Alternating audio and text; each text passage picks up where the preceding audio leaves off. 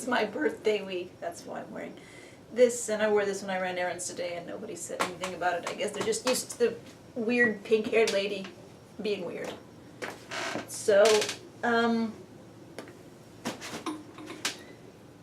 I've just been mostly sewing since last week, and my big sewing was sewing some stuff for the kiddo.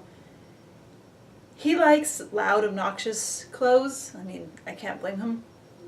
I wear a lot of black, but I do like loud, obnoxious clothes too. Chip! Chippy. Come on. So last Saturday I sewed this for him. And Chip! And this for him. Because it's almost time to go back to school, so, you know, back to school clothes. But then after that, and I know I'm cutting the cat hair. Chip! You came in here. Now you want back out? Chippy.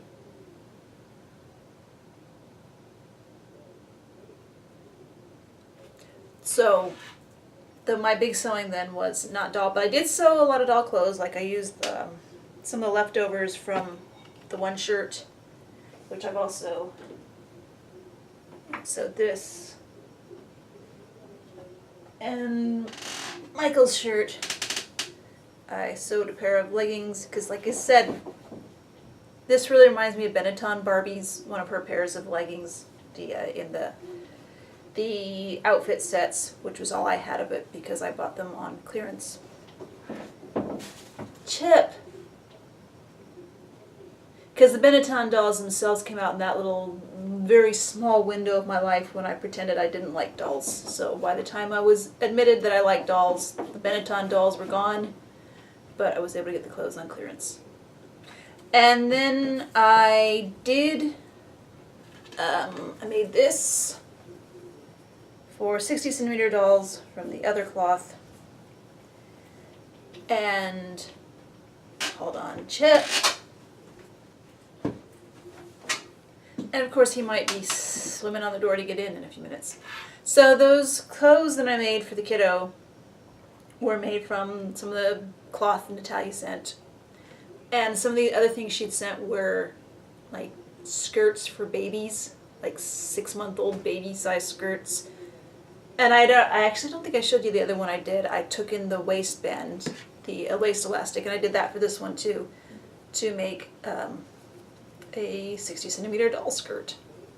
This one was a little more complicated because the elastic was applied in a way where it's actually sewn to the edge of the cloth, not just a casing in the whole end, so I had to pick out a lot of that. But when I'm in the right mood, I actually enjoy snipping out existing stitching so I can reuse things. And then I scanned that paper pattern I had drafted for the the dolman sleeved shirts that were on that natural hair curvy.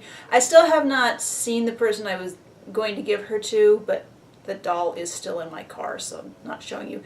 But so I scanned the pattern and traced over it in the illustration program and printed it out and tried it with a knit, and then I tried it using a woven for the body.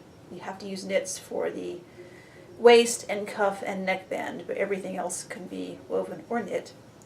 So these worked out, and I have posted the pattern on Flickr. Link will be below. So there's that. And then I started work on the other shirt that I said I would, which is the high-low trapeze shirt. And even though this is intended to be original Barbie size, it's got enough room to at least this sample that I made that it fits curvy. So I have not traced this with the illustration program yet. I haven't scanned it yet. All I have is the patterns that I drew on the fly using my existing patterns and altering things. So I used that as a sample and made this for curvy, and it works. The shirt does look fine on, like I said, the original size Barbie body, but I intended it for this doll, so this doll gets it. I did alter the sleeves. These are actually, this is the same pattern piece that I use. This is traced directly off of the button-up shirt pattern that I shared a few years ago. So hopefully when I'm ready to trace these with the illustration program, I will remember to open up the file that this sleeve is in and just copy and paste it to the new one. And but the difference I made is I put a bit of a flare in this sleeve because I didn't have enough of this, which is also in the box and tie cloth. I didn't have enough of this vintage bit to do sleeves, so I did, and I got some eyelet out, and I wanted to have a flare in the sleeves to give her sort of that boho vibe. I posted pictures of her. I haven't gotten them. I haven't gotten them on Instagram yet because I forgot to take the pictures so that I could have a square format. I'm still used to traditional format. So sometimes I remember to turn the camera 90 degrees, so I will have a square, but I forgot, so I need to take pictures of her in square again before I can put it on Instagram. And yes, I'm babbling because I don't have a lot to talk about this week. So also where I haven't posted pictures of her, you can see all the stuff I put in her hair. Anyway, so, and these are some of my favorite Kern shoes. We've been talking about Kerns a bit and where to get them. I've gotten almost all of my Kerns that I've bought. I've gotten some Kern dolls through trade, but the Kerns that I've had in the past I got through a website called China Sprout, which is Chinese cultural stuff sold in America. The problem, well, it's not a problem. The thing about getting Kerns from China Sprout is that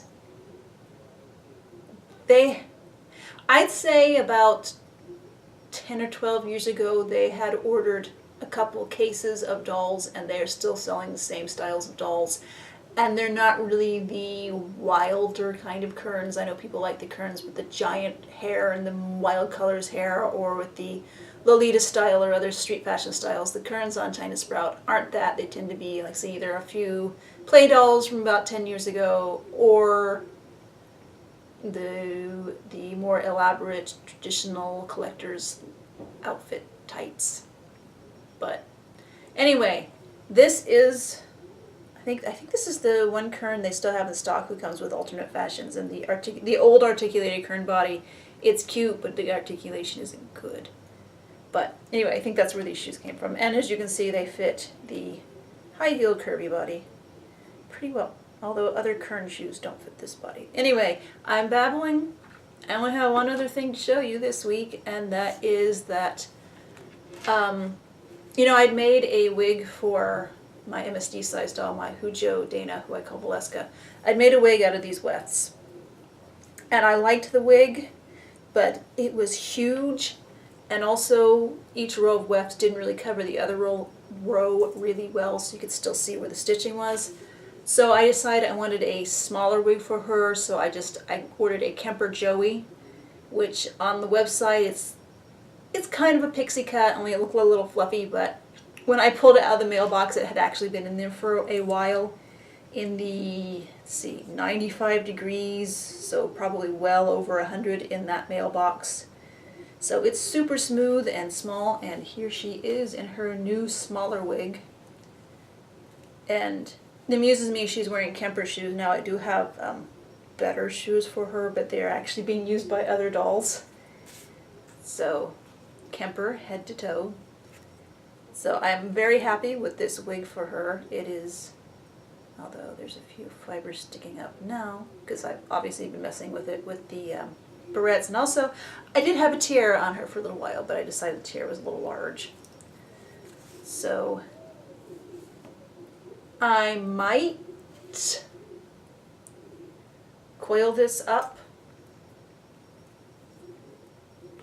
whip stitching it as I go. I mean, it will be better than this. And put it on top of this like a ponytail. Maybe. Or an optional ponytail. I'm not sure if I'll stitch it on permanently. But that's it. Like I said, I am going to turn this into a shareable pattern. Hopefully sometime this week or maybe next week.